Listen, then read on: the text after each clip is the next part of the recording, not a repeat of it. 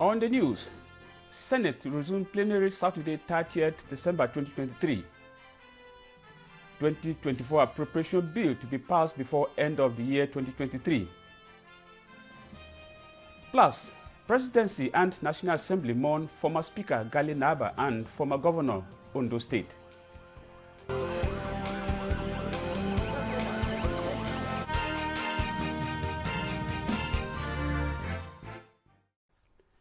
A very warm welcome to NTA Parliament News, reaching you from the nation's capital city, Abuja. I am John Yaku.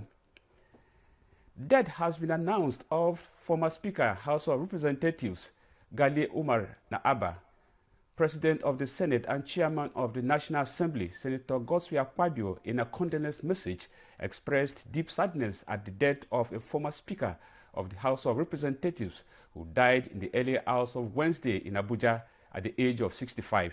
The Senate President, in a message signed by his Special Advisor on Media and Publicity, Esema Oyibo, said it was saddened for the nation to lose Naaba at this time in its history. Senator Akpabio, his family, and the entire National Assembly, with intense sadness, received the shocking news of the death of the second Speaker of the House of Representatives of the Fourth Republic. He described former Speaker as patriot, selfless politician, and a true Democrat who sacrificed his ambition by repelling dictatorship and instituting the independence of the legislature. Senator Akpabio attributes the understanding that existed between the legislature and the executive today as a direct product of the laudable antecedents of the great leader such as Naaba, who sacrificed to institute genuine representatives democracy in the country. President Bola Ahmed Tinubu sympathizes with the Naaba family, the government, and people of Kano State over the passing of Gali Umar Naaba, former Speaker of the House of Representatives. The late Naaba was Speaker of the House of Representatives following the return of democracy in Nigeria from 1999 to 2003, succeeding Salihu Buhari. President Tinubu expressed profound grief at the loss, recalling the contributions of the late ex-lawmaker to nation building through legislation, advocacy, and policy. The President recalls Speaker Naaba as a determined struggle to defend the functionality and role of the legislature in governance, describing him as a disciplined and resolute politician. President Tinubu prayed for the repose of the soul of the departed and comfort those who mourn this painful loss. The Speaker of House of Representatives, Tajuddin Abbas, has also expressed sadness over the demise of the former Speaker of the House of Representatives, Gali Umar Naaba, saying the deceased was one of Nigeria's finest lawmakers. In a condolence message through his Special Advisor on Media and Publicity, Musa Krishi, Speaker said the late ex-Speaker was a dedicated, committed, and patriotic Nigerian who served his fatherland and with zeal. He recalled how Naaba had an eventful tenure as the Speaker of the Fourth Assembly, noting that the legislative exploit shaped Nigeria's democracy. He said during Naaba's tenure, the ex-Speaker brought unity and stability to the House, leading to members of the House to take some landmark decisions in furtherance of the country's democratic journey. Speaker Abbas also noted that Naaba championed the first and only successful veto of a sitting president, leading to the establishment of the Niger Data Development Commission, NDDC. While commiserating with the people and government of Kano State, Speaker Abbas prayed Allah to grant late Gali Naaba Jannatul Firdaus. Similarly, the Deputy President of the Senate, Barau Jibrin, mourns former Speaker of the House of Representatives, Alhaji Gali Umar Naaba, who died on Wednesday at the age of 65. Senator Barau, in a condolence message, prayed Allah to grant the late Speaker Jannatul Firdaus and all those he left behind the strength to bear the irreparable loss. Senator Barau, while extolling the late Speaker, said the deceased was a parliamentarian par excellence who defended legislative independence during his era as the Speaker of the House of Representatives, between July 1999 and June 2003. Deputy Speaker, House of Representatives Benjamin Kalu has expressed shock over the death of the former Speaker of House of Representatives Gali Umar Naraba. In a condolence message, Kalu described late Naraba as a fine parliamentarian with unusual legislative acumen, zeal and zest, whose numerous lofty contributions to the body of law in Nigeria made a lot of impact on the political trajectory of the country. The Deputy Speaker, however, regrets that Naraba's demise will bring an end to the institutional memories he embodied and exuded while alive. Governor of Ondo State, Oluwarotimi Akeredolu, has died in Lagos this Wednesday after a prolonged illness. The Owo-born politician and senior advocate of Nigeria's son was 67 years old. His deputy, Ayedatiwa, has been the state acting governor. Meanwhile, President Bola Tinubu says it is a difficult task to have to pen a tribute and sign a dirge for a departing soul. It is a more difficult job in African culture when one is compelled to do so for a younger person. He says signing a dirge for Oluwarotimi Akeredolu, a beloved brother, confidant, political soulmate, and the executive governor of Ondo State, is an impossible task to fully capture in words. He described Rotimi as man who moved the motion towards equity, fairness, and justice in his stringent advocacy against every form of injustice in the country through the instrumentality of the law as a senior advocate, Attorney General of his beloved state, as President of Nigerian Bar Association and Governor of Ondo State.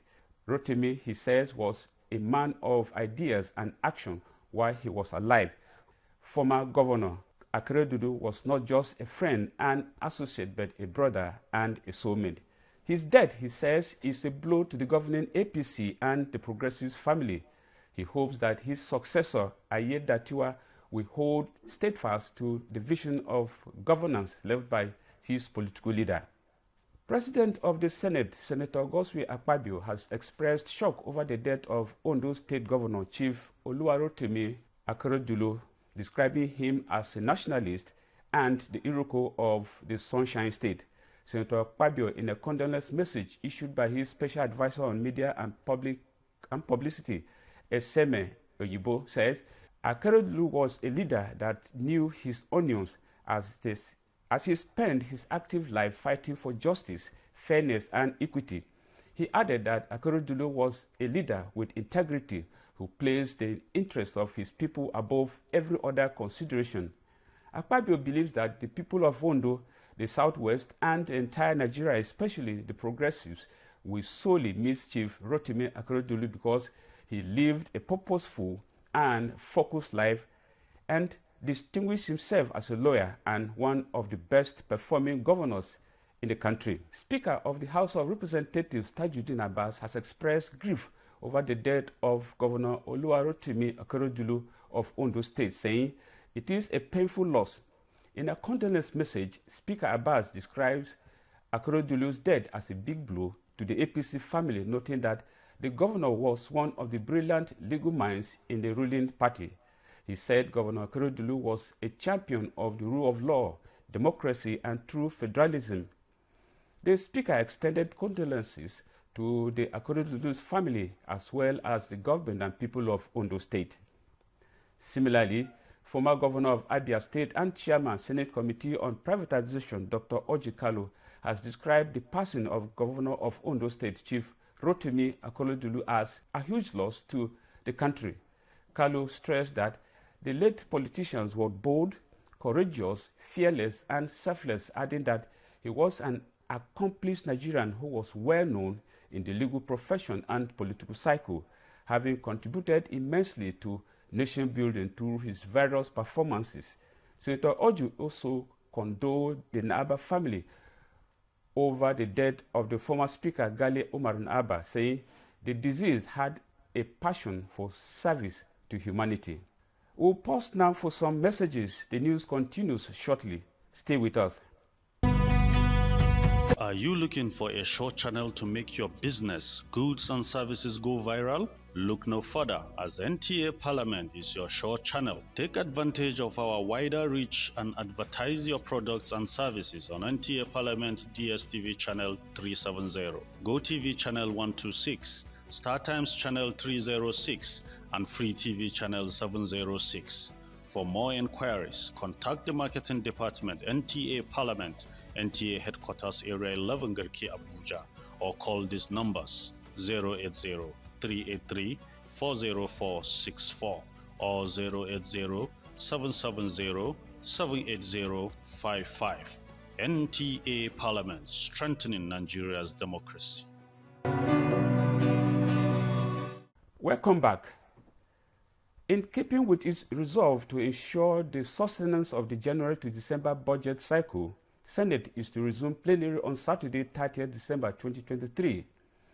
The Chairman Senate Committee on Media and Publicity, Ayedemi Adaramodo, noted that the lawmakers are working assiduously to cross its T's and dot the I's.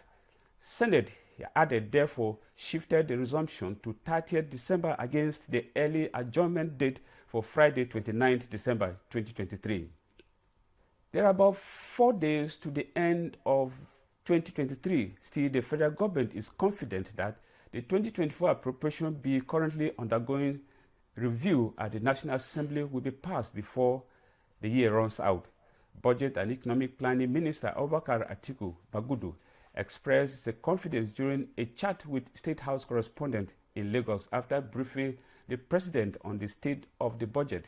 Interactions we have had with the leadership of the National Assembly, with the chairman and members of the two appropriation committees of both the Senate and the House, give us the confidence that the timetable that they have set for themselves is being met with. And we know that MDAs, ministries, departments, and agencies of government, pursuant to Mr. President's instruction, have been attending to summons or briefings or requests for information to that. We have confidence that the end of the year deadline can be met. More so because of the warm relationship between the executive and the legislature. He said Nigerians will have a lot to cheer about the passing and subsequent implementation of the budget, as it broadly captures the 8-point agenda of President Bola Tinubu's administration. There has been narrow scope, and the 8-point agenda, the renewed hope agenda of Mr. President, particularly those areas like agriculture and food security, poverty eradication, creating of jobs and economic growth, inclusivity and access to capital, particularly by a teeming young populace, provision of security and accountability. Even those who are not members of his party share in these ideals, and the budget is reflective of that. It's made provisions in all these areas, and in addition, it has met, I believe, the aspirations of many Nigerians in terms of increase in capital spending and lower recurrent expenditure. The unveiling of an 8-point legislative agenda of the 10th House of Representatives was a significant activity that shaped events in the House in the course of the year 2023. The legislative agenda serves as a guide for the House to focus on issues that truly affect the Nigerian people and in line with its quest to truly become the People's Parliament. Metaire Ekpen reviews the Green Chamber in 2023.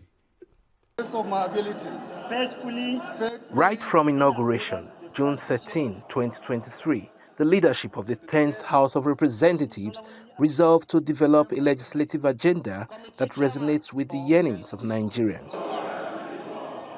The 10th House shall sustain and even surpass the gains of the 9th Assembly. That's my prayer. The Green Chamber's determination to function as a people's house and operate an open parliament reflected in the hundreds of motions adopted and bills passed in the year under review. You take the audit bill, for example. It's a good one for our country. The last one we had was in 1956, the audit ordinance. And you can imagine who wrote that. But now, passing that bill. We are now bringing it into effect. Unveiling an 8-point legislative agenda, the presiding officers of the National Assembly described the document as a legislative compass for greater citizens' engagement. So the challenge facing the 10th National Assembly, both chambers today, is that we must perform better. All committees are requested to integrate the agenda to their respective work plans. The sectoral debate of the House, which featured the service chiefs, was another legislative activity that shaped 2023. It is prioritized in our legislative agenda that the security and welfare of the people shall be the primary purpose of government. We're here not to reprimand, but to understand you better. The National Assembly should initiate a bill for legislation that will cater for extra budgetary allocation for the armed forces and police. What have you done to leverage on the experience and knowledge of our retired personnel? The manpower in the police today is grossly inadequate. Even the criminals know that. In the course of the year, the leadership of the House mediated in industrial actions by resident doctors and organized labor, facilitating quick and early resolutions of disputes. Traditionally, the House hosted the first budget presentation of the Tinubu administration, describing it as homecoming for the president. We commend you for your courageous and determined leadership. A citizens' town hall meeting for Nigerians to discuss the 2024 budget and a capacity building retreat for chairmen and deputies of standing committees attracted high rating for the 10th House of Representatives. The House will review the Fiscal Responsibility Act 2007 to strengthen existing provisions. We're kind of having that now for the first time in the last 3 years, which is for us a commendable feat. After an eventful year, lawmakers say they are energized for legislative business in 2024. More bills and motions that will spur the executive to do more. Members are on a high spirit, and we are going to enter the 2024 legislative year, that is calendar year, with very strong impetus and strong spirit. And I see the House National Assembly, becoming a more friendlier, becoming a house that Nigerians will be proud of.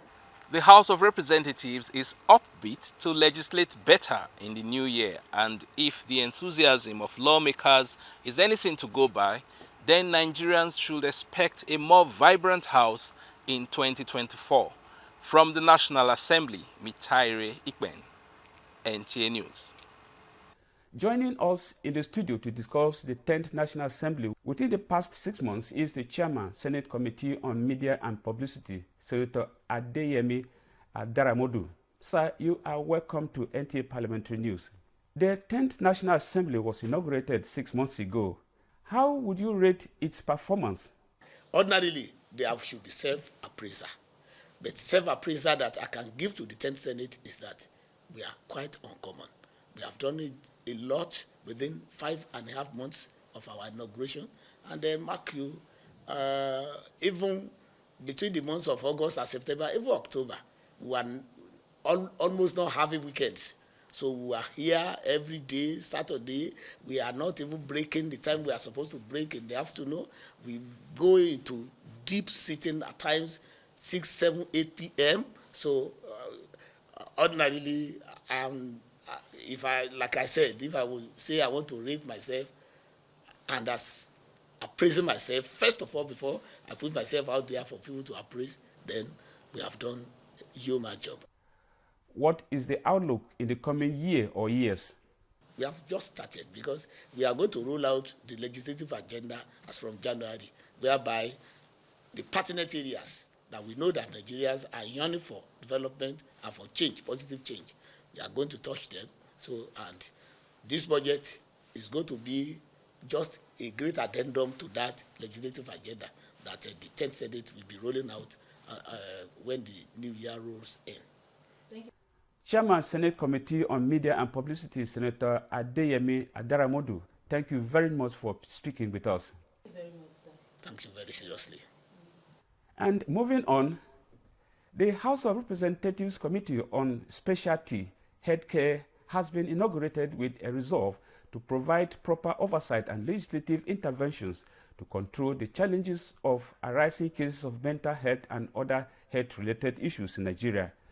Joshua Ogujide has details of this and other related matters from the National Assembly. The Committee on Specialty Healthcare is established pursuant to Section 62, 88, and 89 of the Constitution of the Federal Republic of Nigeria 1999 and standing orders of the House of Representatives.